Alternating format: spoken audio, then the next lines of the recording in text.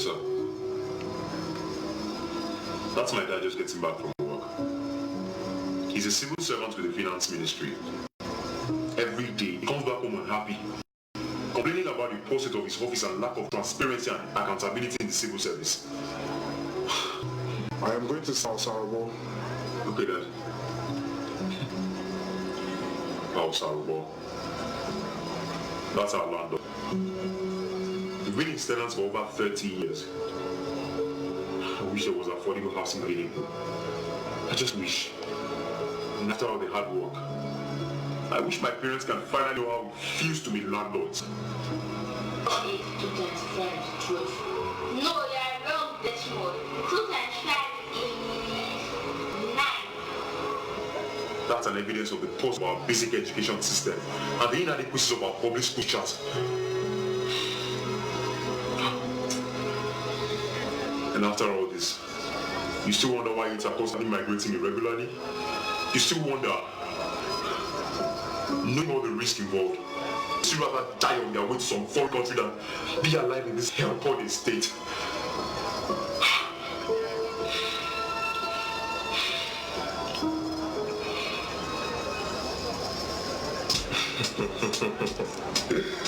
Well, that was more than 3 years ago. Now, even in the midst of unstable oil prices and unpredictability in global trends like trade, security and politics, the Edo State government is systematically developing strategies towards developing a modern and progressive Edo State where every citizen is empowered with the opportunity to live life to the fullest. These have stimulated economic, social and infrastructural activities in the state and set it on the path of increasing stability, growth and prosperity. The Godwin Obaseki-led government has been committed in its efforts to building governance capacity, strengthening public institutions, promoting fiscal management, ensuring security of lives and property of citizens, reforming the civil service, and encouraging public participation.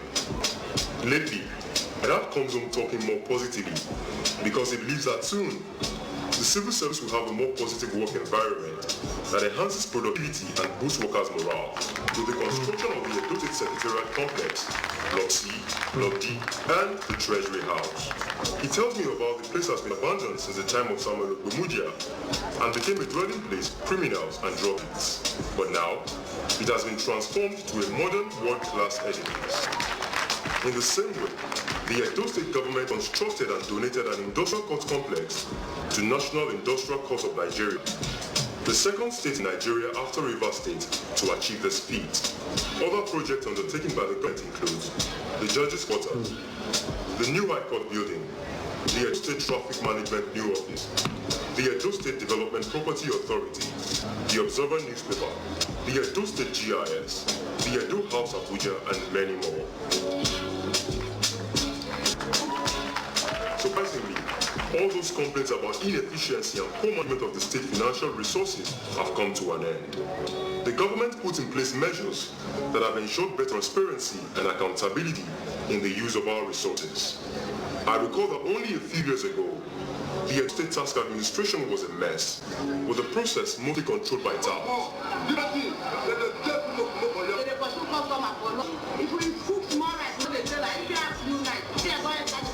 Now, the process has been automated by improving transparency, efficiency and compliance.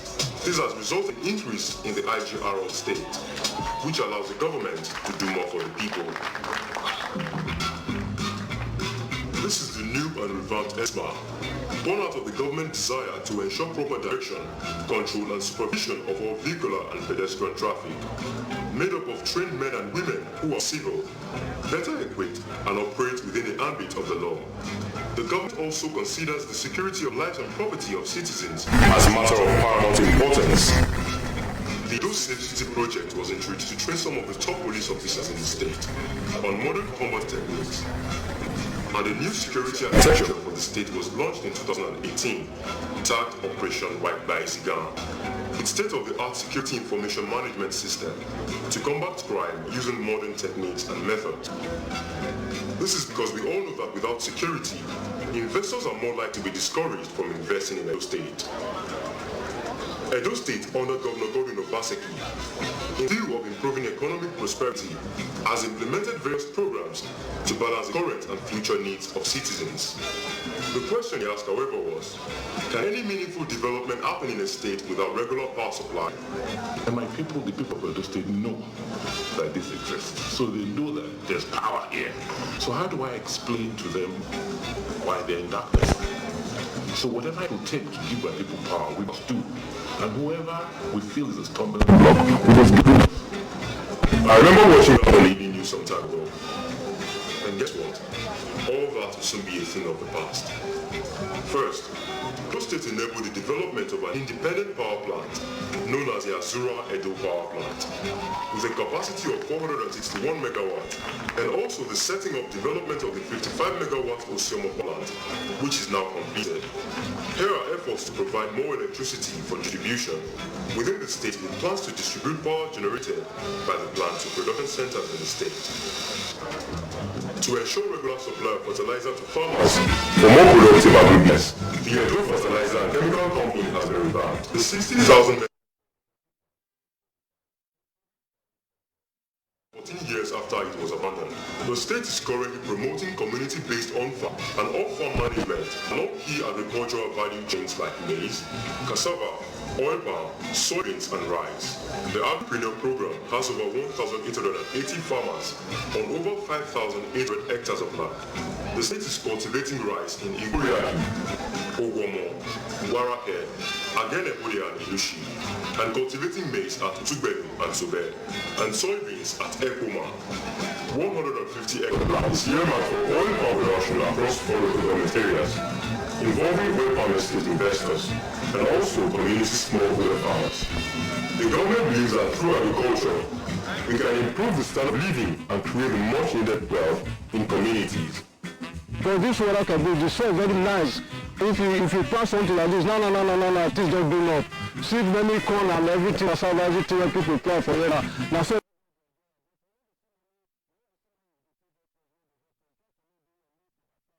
help us.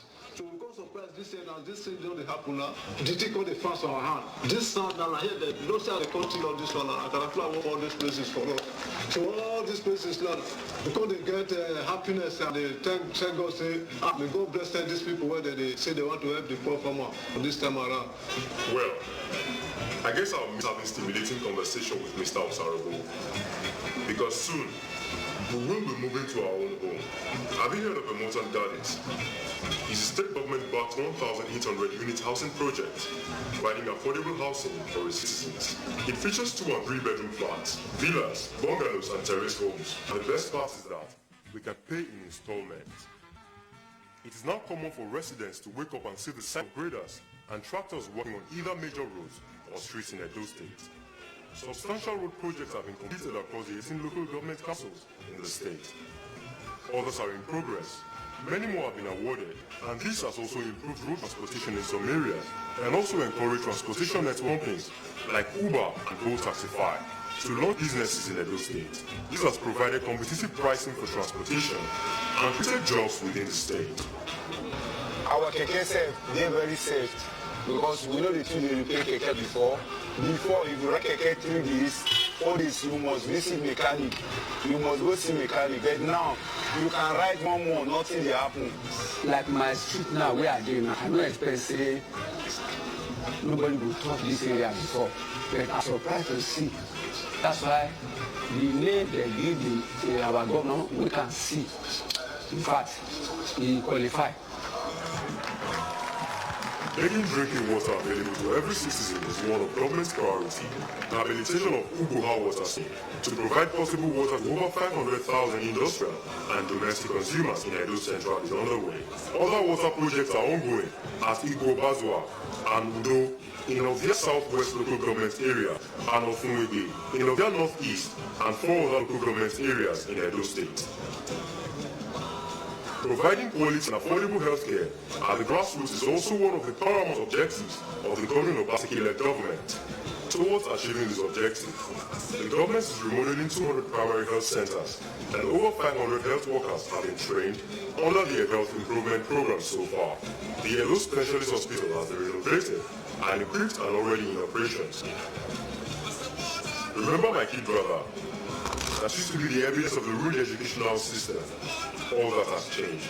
Through the Edo Best program, the state has pioneered modern teaching techniques in our basic education system, which is technology-driven. This has restored confidence in public school STEM, and also seen an increase in public attendance and enrollments in public schools. And today, all teachers are digital. We are teaching with happiness, we are still with joy. We have the facility to teach. Before this time, we cannot even operate our phones. After the teaching, we cannot operate our phones, we can teach with computers. I'm very happy because I've never seen type of initiative in the state. This is first of its type since history. So we are happy, we are grateful to our governor. Remodeling and rebuilding of the Government Science and Technical College is ongoing. The college is part of efforts to reposition technical and vocational education and training. And just recently, Governor Obaseki performed the groundbreaking ceremony of the new College of Agriculture and Natural Resources in Edo. The governor believes that as we diversify our economy through agricultural development, well-equipped agricultural institutions must be established to train the needed manpower. No wonder Governor Godwin Obaseki emerged as the Nigerian Union of Teachers' best performing governor for 2019. Emphasis on sport development is also an area that the state government has taken very serious. Our beloved Bendel Insurance got promoted after 11 years to the top Nigerian Professional Football League. The Samuel Ogunuya Stadium is nearing completion, with all facilities being given a facelift after neglect for years. And the state will be hosting the 2020 National Sports Festival. This will provide tourism and economic opportunities for the state, in addition to social and cultural benefits. Sadly, we have lost brothers and sisters who, in search of a better living, decided to go abroad illegally and in the process fall victims of human traffickers who promised them a better future. Facing death, sickness, molestation and torture, many of them were stuck in Libya, which became a special type of hell where you can hear them cry, and to the outside world, they no longer exist. Luckily for some, over the past 2 years, the International Organization of Migration has voluntarily repatriated over 12,000 Nigerians who were trapped in and outside prisons across Libya. The Edo State Task Force Against Human Trafficking has been at the airport every single time a plane from Libya has brought back our people, welcoming them and letting them know that the government has plans for them. These returnees are rehabilitated and reintegrated into the society through the support program for returnees. They are trained in different vocational skills and paid monthly stipends for 3 months. So far, over 6,000 Edo Indians have benefited from this program. The Edo State government is responsible for delivering what is arguably the most effective skill development and job creation program in Nigeria. The multi-award-winning program was born as a result of the commitment of Mr. Godwin Obaseki to create 200,000 jobs in Edo State within 4 years. This commitment is evident by the signing into law of the Edo State Skill Development Agency, popularly called Edo Jobs. Edo Jobs places high priority on promoting entrepreneurship through its skill acquisition and enterprise development program, startup incubation, business acceleration, and many more. This has led to the development of business hubs such as Edo Innovate, Edo Production Center, and Edo Foods and Agri Cluster. In addition, Edo Job facilitates train to hire and provide job matching programs with employers who run labor-intensive processes. With this, the agency provides training for employment seekers who will fit into this company's production and distribution chain. Over 150 people, young and old, have benefited from the activities of Edo Jobs within the state. I could go on and on, but now I'm employed. So let me get back to work before my boss starts for me. I'm just kidding. I'm my own boss. Thanks to the entrepreneurship development programs of this government, there are many more like me waiting to benefit from this kind of opportunities. Let's ensure it happens for them.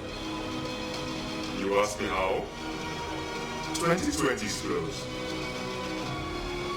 Oh, one more thing. Distinguished ladies and gentlemen, let's make welcome my governor, your governor, our governor, the well-bred citizen technocrat, the digital governor, the man who does more and talks less, famously dubbed the wait-and-see governor, Godwin of Obaseki, governor of Edo State.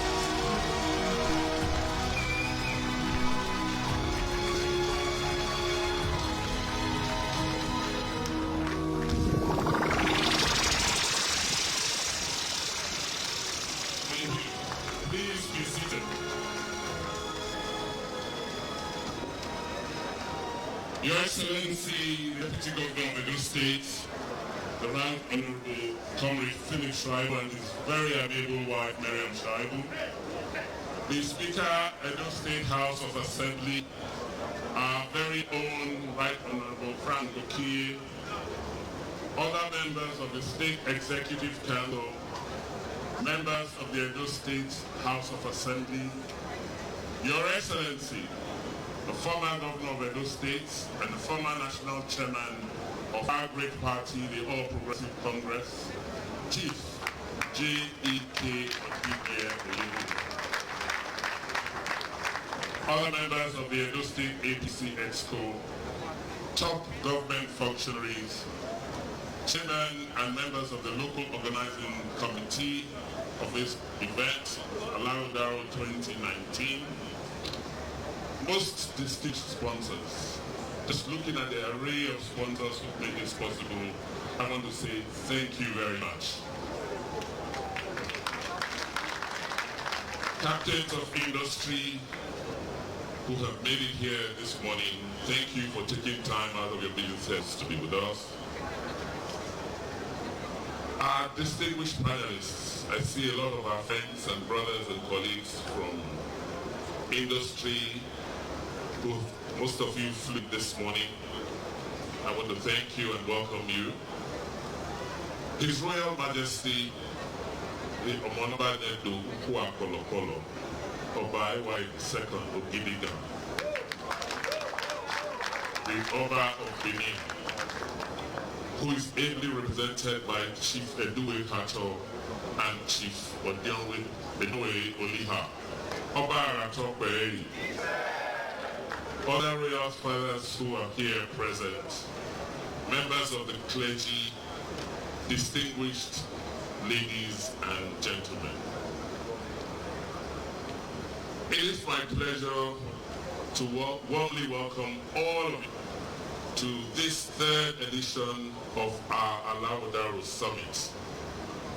Alaghodaro, as you have been told, which means progress in Edo language, is our forum for communicating and reviewing how we have executed our plans and strategies based on the promise which we made to Edo people.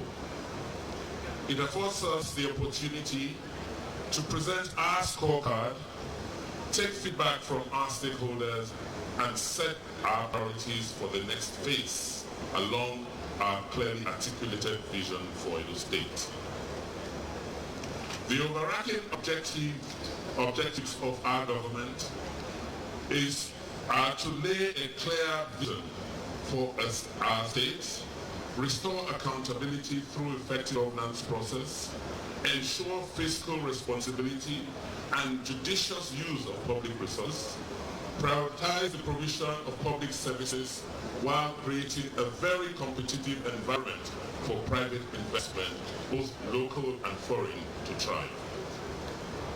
By executing competently, we make the business of government more predictable and less prone to haphazard or disjointed measures.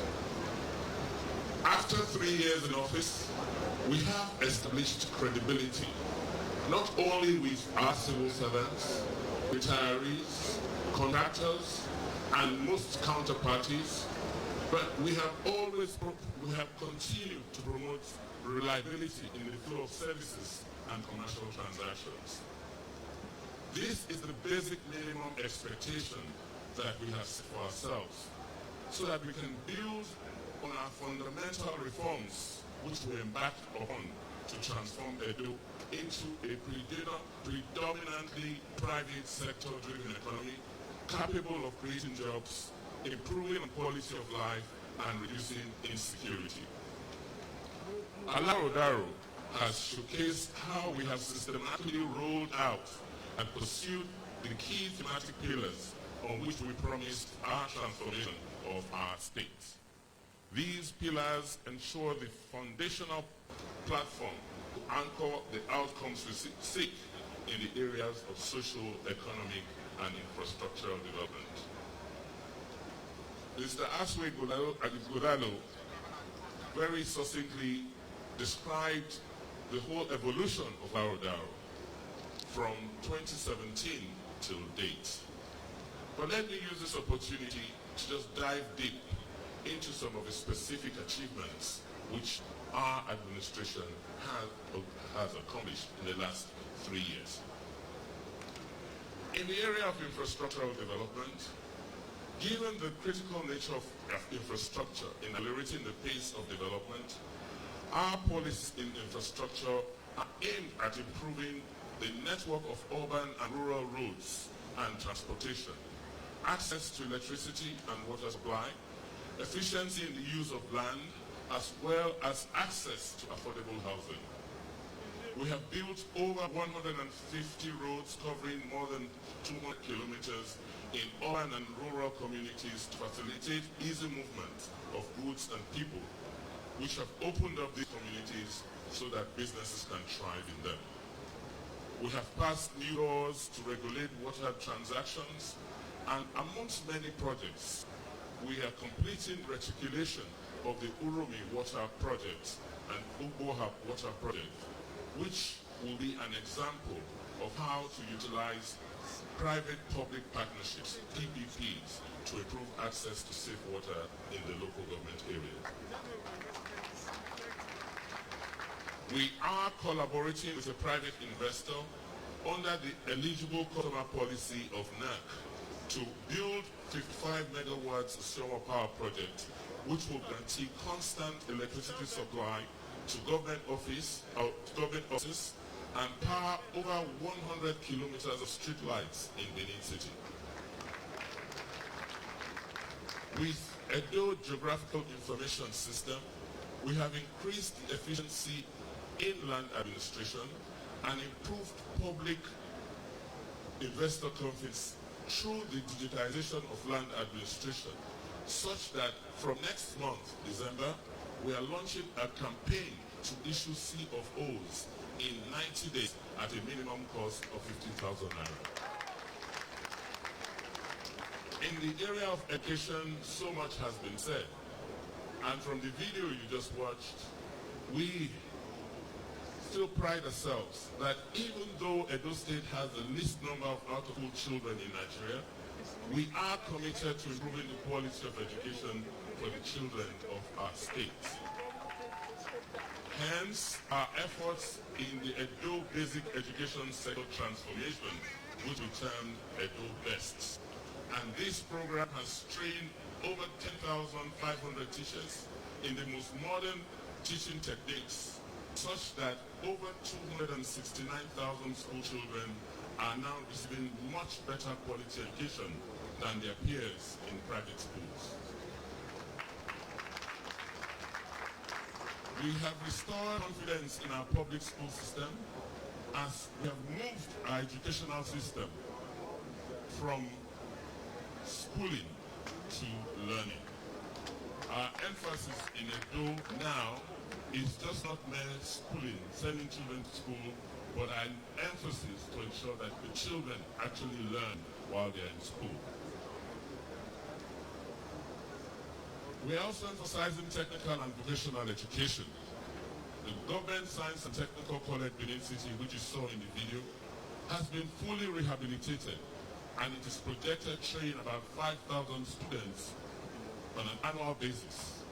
20 more of such technical colleges will be built around the state.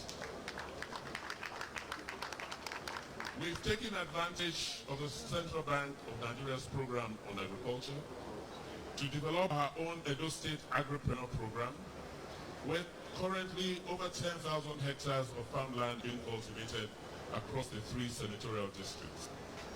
Each farmer is now assigned a minimum of 5 hectares of land to cultivate crops, for which an off-taker is pre-identified beforehand. We have recently extended the program to cover poultry and livestock. Under the Edo State Oil Palm Program, we have made 120,000 hectares of badly degraded forest land available for oil palm production. And in conjunction with the Central Bank of Nigeria, who will be providing the capital support for this program, We expect to commence cultivation early next year. Edo State now plays host to one local, national, or international cultural, arts, tourism, or sporting events on a regular basis. Just last month, we had the privilege to host, for the first time in 40 years, the 32nd edition of the National Festival of Arts and Culture, Edo Fest 2019. Edo State selected to host the National Sports Festival in March next year. Edo State won hosting rights for the FIFA Under-20 Women's Soccer Competition for next year too. We have completely rebuilt this Dr. Samuel Ogbamudia Stadium, and 20 other mini stadia across the state have been built to improve the sporting competitiveness of our youths. In the area of healthcare delivery, our government has led interventions which are aimed at increasing access to efficient and sustainable quality healthcare services. A strategic plan to revamp the healthcare sector commenced with a focus on primary healthcare centers across the state and repositioning the Benin Specialist Hospital. 20 out of the proposed 200 primary healthcare centers, which are well equipped with 24-hour power supply, water, well-stocked pharmacy, and very well-trained healthcare providers, now utilize technology in providing care for our citizens in the rural areas. The Edo State Health Insurance Scheme, the first of its kind in our state, has been launched to assist citizens for quality and affordable health care. I believe that the area of job creation and youth employment is one area, even if we say so, we believe we have done very well. Because when I campaigned for this office, I took the unusual risk which politicians shouldn't do, to specifically promise to create 200,000 jobs within my first 4 years in office. And as of today, we have delivered over 150,000 of those jobs. And the evidence is there, and it's been verified independently. Through our jobs, we have provided skills training, job matching, innovation hubs, production centers, which provide access to jobs in the areas of technology, services, professions, and etc. In the video, talked about safety and what we as a government are doing about safety. Because the security of lives and property is of utmost importance to us, without which we will not be able to attract the investments we seek. Therefore, our launching Operation Waba Izigan is the outcome of a revamped security architecture which is aimed at modernizing our ability to respond to the current security challenges we face. Even though we're still the safest state in the south-south region of Nigeria, we believe that there's still so much to do in the area of security. A joint task force of Marine and the Navy have been mobilized to enhance the security along our waterways with the establishment of marine bases in Gelegele and Ologo. The new Edo State Security Trust Fund will launch during the first quarter of next year to sustain our current efforts in promoting safety. Distinguished ladies and gentlemen, in the last 3 years, we have been guided and governed by certain key values and tenets, such as accountability, transparency, and probity in the conduct of state matters. This may not have gone down well with a few adults in our society. On balance, we have great testimonies that our efforts to mobilize and sanitize the local government administration of Edo State was the right thing to do, and it has paid off. Today, we can proudly tell you that when we came into office in January 2017, the total revenue collected by all local governments in Edo State was 31,100,000 per month. As at October 2019, last month, the monthly total revenues collected from local governments in Edo State was 205 million naira, representing an increase of 558%. And we are not there yet, because there's still a lot of room for improvement. Based on the lessons which we learned from implementing Edo Best, we are now moving to ensure that our entire civil service is knowledge and technology driven. We are currently reviewing the processes and procedures of the public service, and from January next year, we will embark on an intensive, massive, and sustained training of all public servants in our world-class Chief John Oyegu Public Service Academy. We have successfully collaborated with federal government agencies to provide services for our people. An instance is the upgrade of the Benin airport. The airport is now able to receive flights both at day and night during hazy weather. And invariably, all these hours of productive business time, which used to be lost, like waiting on flights, will be a thing of the past from this amateur season. We've talked extensively, and you've heard about our fight against human trafficking and irregular migration. And it gives me great pleasure to announce that multiple international government agencies have confirmed a notable drop in the number of illegal migrants coming from Edo State. Our children are now happy to be engaged at home because they see more opportunities unfolding on a daily basis. Ladies and gentlemen, in spite of the very difficult economic and uncertain political environment in which we have operated since the last summit, we are grateful to the Almighty God that we have been able to achieve the modest successes we have recorded.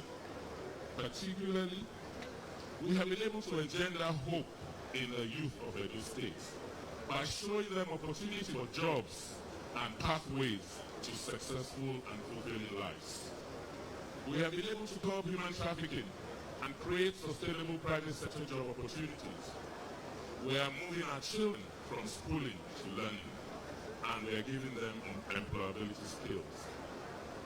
As we look ahead to the next level, our emphasis will be to build on the strategic infrastructure of the Benin port and the industrial park, which will accelerate production and industrialization. Edo has to be a major agriculture hub. Thus, we will do everything that is required to regain our place as a major grower and processor of value crops, such as urban, rubber, and timber, because these will be major inputs for our industrialization. Next year is an election year in Edo State. Despite the anxieties associated with the forthcoming elections, I want to assure our partners and other will-be investors that because of the foundational and fundamental reforms which we have undertaken and which are very popular with our people, the chances of continuity of these policies and programs are very, very high. We therefore encourage you to continue with your various investment programs. As I close, it is appropriate to give thanks to God Almighty for His endless mercies, His guidance and protection of our government and our states. May His boundless blessings continue to reign with us. I want to use this opportunity to express our profound gratitude and thanks to our President, President Muhammadu Buhari, his Vice President, and members of his cabinet who have continued to show unflinching support to us in Edo.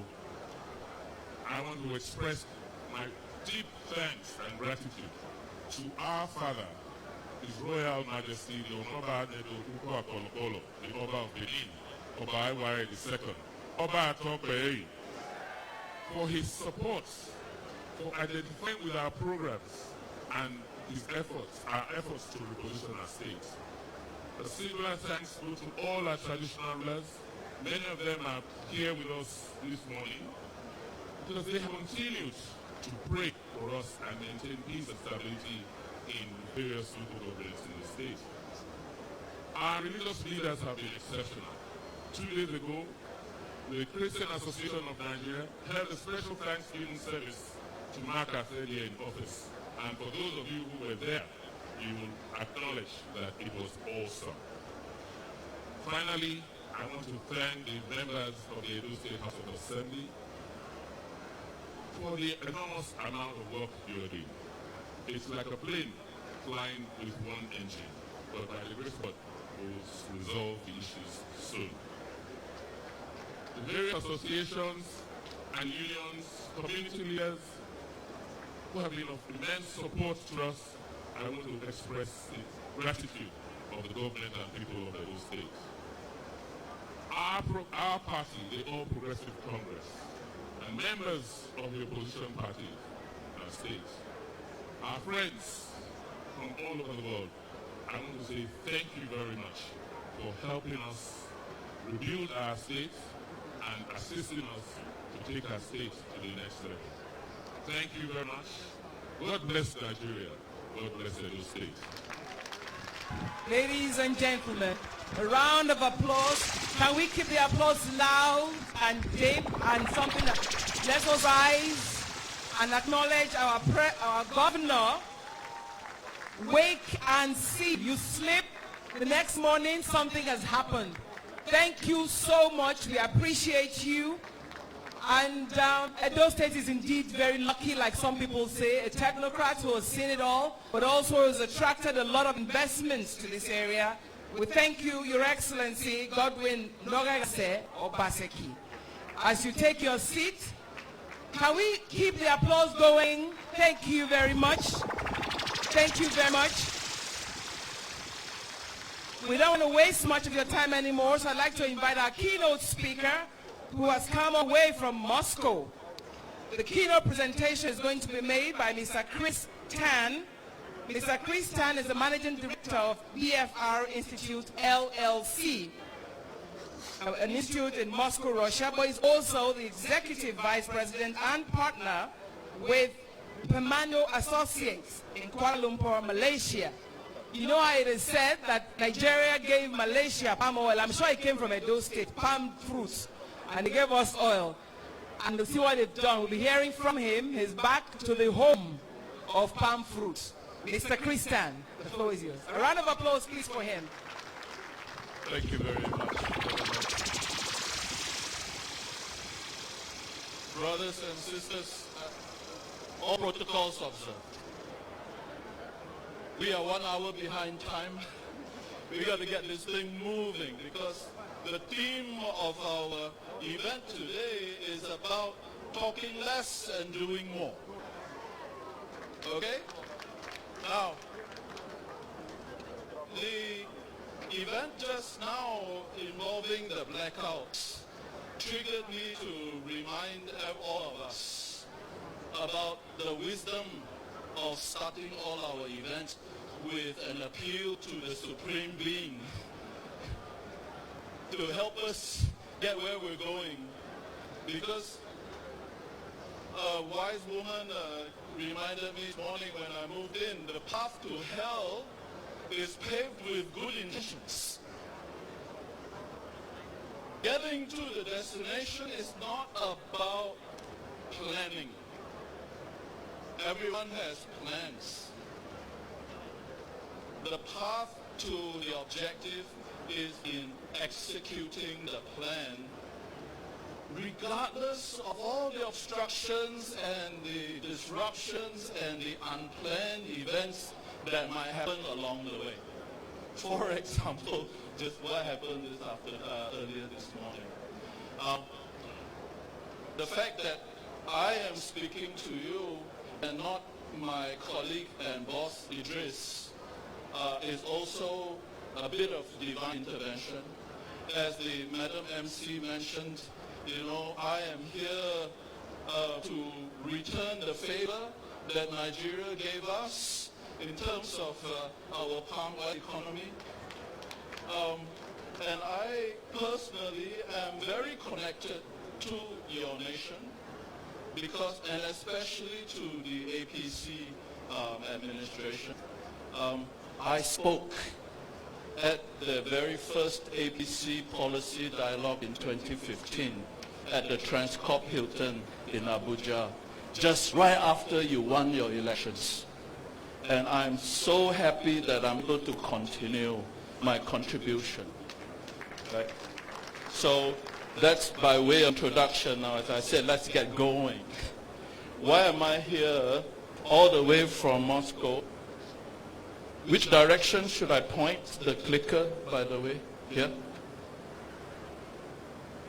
Okay. Because the governor asked me to remind us what it means to deliver to the next level. After that documentary and after this speech, I was a little bit apprehensive about coming on stage. I said, how do I follow this man? All right. That list of accomplishments that we saw and all the accolades and the acknowledgements by the people of Edo, this is not something I'm accustomed to seeing. How do I follow this great man? What do we do to take this to the next level? He actually gave us the solution, the answer. He already has it in his mind that in the first term, you have built all this enabling infrastructure. You have created the delivery system in such a way that you are now ready to take yourself to its next phase of development. Now, this is an example of what we call situational leadership. All right? When the journey is beginning in your transformation, the role of the executive leader is paramount in that he, as the captain, has to be very directive in setting the direction for our development, and Mr. Obaseki has done exactly that. But as I said before, many governments still fail to deliver despite all our good intentions because of these problems. Okay? Yeah, thanks very much, guys. A copy of my presentation is with the organizers, so you guys just take it later. Most governments around the world fail to deliver because of these problems. Our objectives are not always clear. While we have good sound bites and broad statements of intention, execution requires that everybody else below us be absolutely clear on exactly what we intend. So that when I say I want to buy a cup of coffee, you don't deliver me a latte when I want an Americano. Okay? Because everybody's idea of a cup of coffee is different. Everybody is right and everybody is wrong. The second problem that most governments counter is the lack of leadership commitment. Now, you certainly don't have this problem here. Not at the stage of kicking off the program. But in order to accomplish your results, that statement of intentions to be accompanied by a solid commitment to problem solving. Okay? It is one thing to tell us what to do. It is one thing to tell us how you intend for us to proceed. It is completely another thing to be present when I have a problem and I need your help to solve it. Okay? Let's move on. How do you need to operate in order to deliver results? Okay? We believe in Pemandu, and we've demonstrated this in all the countries that we've operated in, that the correct ratio of focus okay, in this long-term journey is to spend not so much time on the planning and assume that implementation will be smooth, but to operate under the assumption that God is going to tricks on us, to spend enough time on planning, but to make sure that you put all your resources in monitoring the progress of your plans so that you can take action in response to the signals that come to you from the ground as you implement. Because, ladies and gentlemen, getting results is not about putting things on paper. Getting results is actually writing the paper, yes. Getting the resources to support you, yes. But mostly implementation and getting results is about getting to the ground and actually doing the work. And as you all know, you only get to see the results when you actually try something. Okay? So this requires us to change our mindset in two very different dimensions. First one is in leadership. We all need to work in a different environment where transformational leadership becomes the primary driver. Transformational leadership includes setting very aggressive targets and making yourself publicly accountable. And Mr. Obaseki has done that in buckets, okay? Announcing all these ambitious targets, allowing the media to capture his statements, is giving all his opponents all the ammunition they require to attack him in the next campaign. Now, why does he do this? He does this because he is giving himself no chance of escape. Do or die. This is number one in transformational leadership, and this is the kind of leader that you want. The second thing that Mr. Obaseki has done, very good. I hadn't planned on that. Okay. The last thing about transformational leadership is to accept divine intervention. Okay, as I mentioned earlier in my comments, plan to succeed, hope to succeed, plan to fail. And in so doing, okay, you'll force yourself to create systems where you constantly monitor your paranoia, whether it is justified. Okay? The worst thing that you can do is to be overconfident in yourself and proceed and walk straight into a trap without knowing that it's there. Okay? So how are we going to address these issues later on? We do this by way of this 8-step methodology.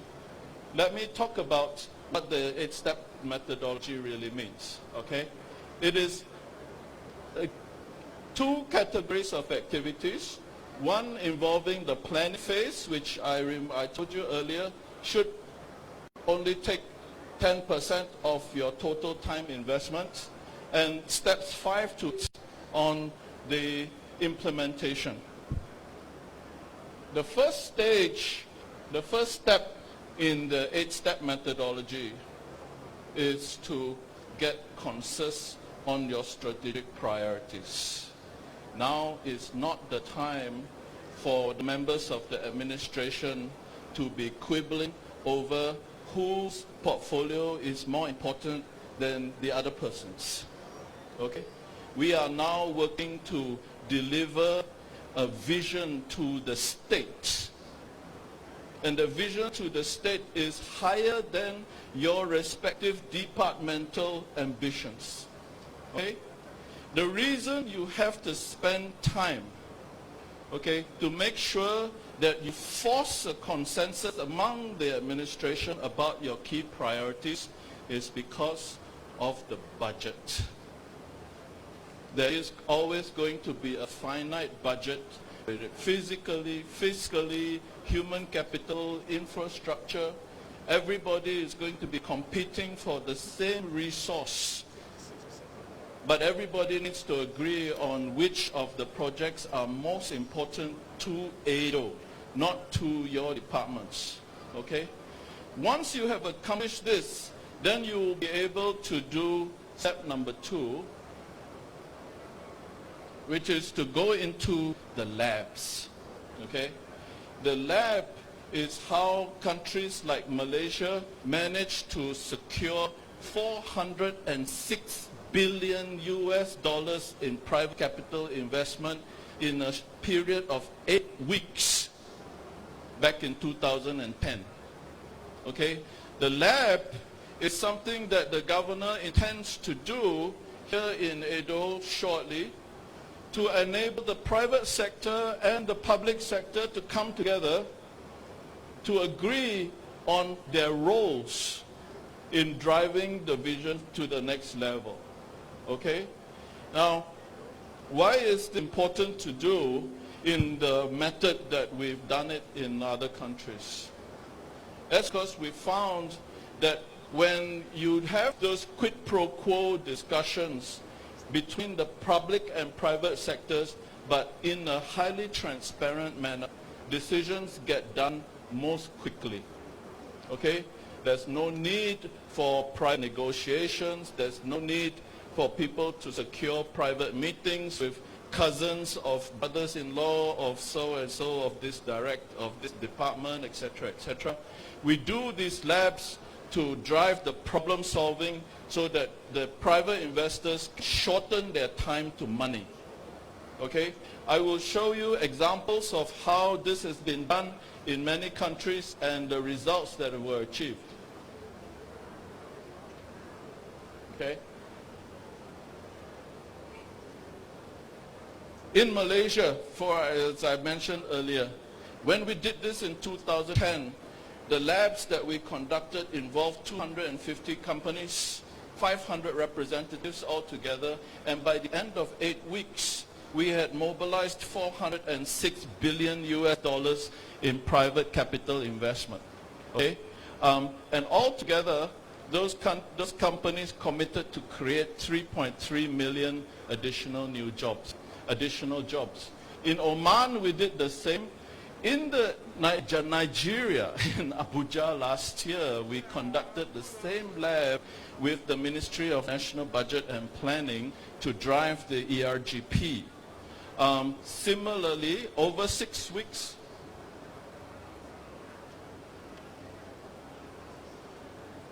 okay, this pointer is, guys, can you get me to the Nigeria slide, please? I will stop using clicker. Okay, can we stop here? Make sure it doesn't move. The ERDP lab involved certain large numbers of companies, and together we mobilized $21 billion in investment. Okay, next slide, please. Let's move over Russia. Let's go to the next one. In Senegal, close by, we did this lab only on the agricultural sector, and specifically on 2 industries, cashews and palm. Okay? And just in these 2 sectors, mangoes and cashews, right? And in these 2 sectors, we raised $180 million of private investments in 6 weeks. Let's move on to the next one. Move one more. Now this one is the one that was the most surprising. We just recently completed this project in the tiny kingdom of Lesotho, in Lesotho, okay, where nobody expected any success in raising private investment. We managed to run the lab, and we got together 70 projects altogether involving $1.5 billion in private investment in Lesotho, ladies and gentlemen. This is just a quick illustration of the power of the labs. Now, I expect that many of you in this room are soon to be receiving invitations to come and participate in the labs that will be kicking off here in Edo. I just want to give you the quick advertisement to get you excited and prepared to come and join us. All right? Step number 3 in our methodology is to conduct an open day. Very much like this and what you expect to see when you walk out, when you came into this room, okay?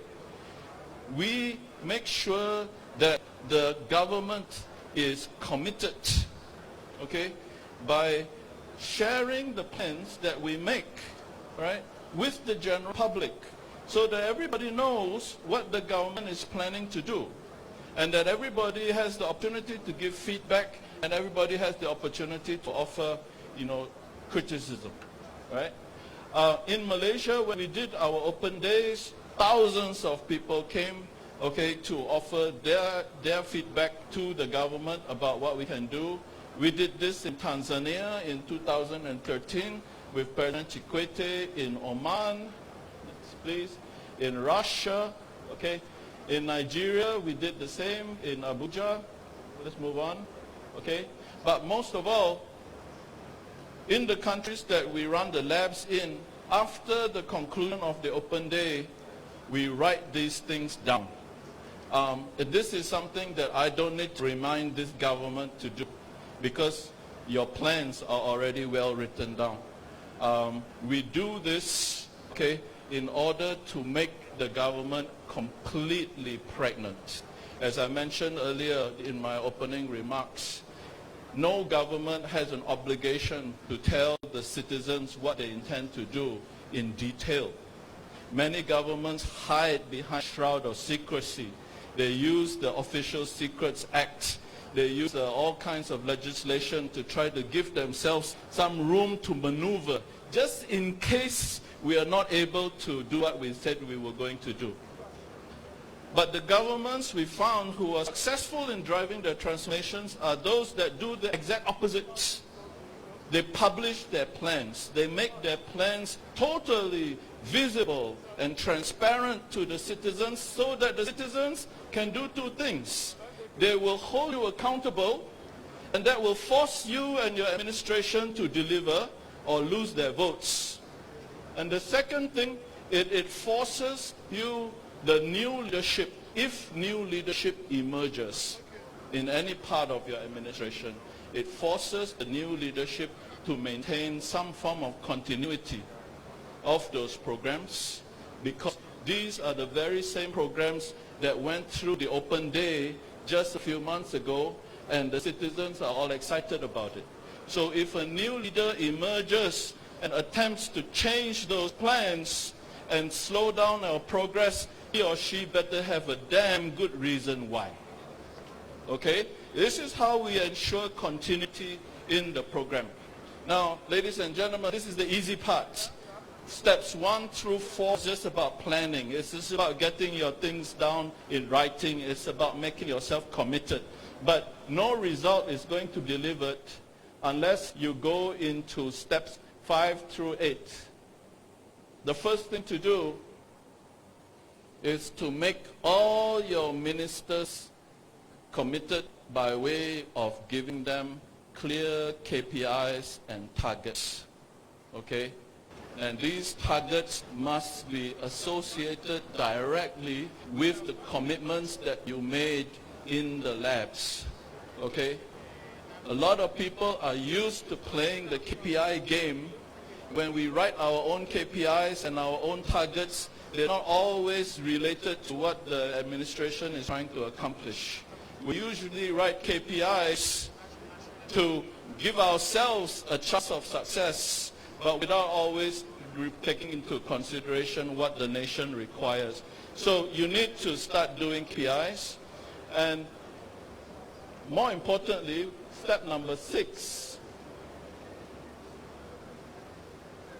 is to take action upon those KPIs. And here is where the government of Edo State has again impressed us by its commitment to this new way of doing things. Okay? The only way that a program of this magnitude can be successful is if the governor is somehow able to magically extend his presence to every corner of the state and to be present in every department to solve every single problem that comes along the way. Ladies and gentlemen, This is not Wakanda. Magic does not exist. Governor is one man. He cannot be everywhere. He has other things that he needs to do. So what he needs to do is to establish a delivery unit, such as the one we had in Malaysia, such as the one that the government of Nigeria implemented, such as the one that the government of Oman is doing now. Okay, this actually started in the UK under Tony Blair when he was the Prime Minister. This was the first man that started delivery unit. Now, Edo should be happy to know that there is now such a thing called the economic management team that is empowered to play exactly this role that the delivery unit is expected to play. Now, ladies and gentlemen, in order for the program to move, you need to get everybody to play together as a team. Okay? Now, the reality of the situation is that all of us in our departments have our own chain of command. I can imagine it took a little bit of work to get the agripreneur program off the ground. Agripreneur is by definition something that belongs under the purview of the Department of Agriculture. But that involved the land grants. And land is under the purview of other agencies, right?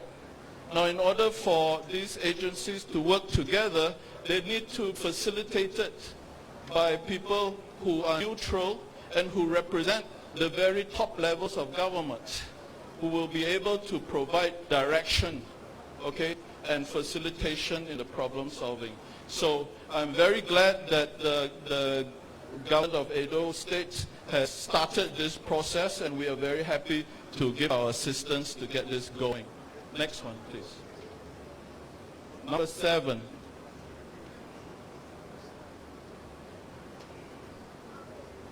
Next slide, please.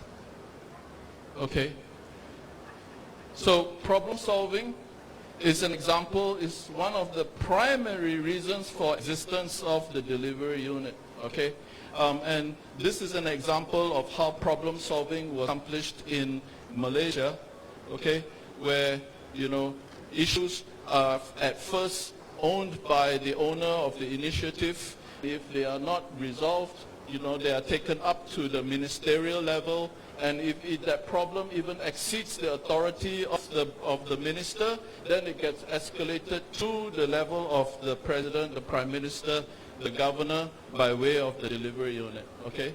So the delivery unit is a way of increasing the leverage and expanding the presence of the chief executive into the entire administration so that, you know, the whole machine will work, right? Move on, let's move on. Next, we're running out of time, so let's move on. I have a lot of slides to cover. So if you do these things well, okay, next one, please. Okay, next one. Okay, let's move on. I don't want to talk about this anymore. If you do these things well, okay, you should expect the kinds of results that Malaysia achieved. I'm Malaysian. I'm most competent to speak about the results that achieved in Malaysia by using this methodology. Okay, between 2010 to 2017, we raised our income levels to almost $10,000 per capita from its original source. Okay, next one, please. More importantly, the rate of private investments, the growth of private investment in our country grew from 5.5% to 10.5% when we implemented this methodology. It doubled. It doubled because the private sector was now in possession of very detailed information about the policies of the government, which areas were going to be promoted by the government, which directors, which ministers are going to be held accountable for delivering all those actions and agreements that that were defined in the labs and so on and so forth. And that confidence that grew from observing this initial success of those pilot companies, okay, resulted in this phenomenon. Next slide, please. Next one. Although we claimed that the initial labs would produce $406 billion in private investment capital, when we measured the data from our investment agencies, as of 2017, the actual investments, realized investments by private investors in our country had hit $540 billion. We exceeded the 10-year target 3 years ahead of schedule.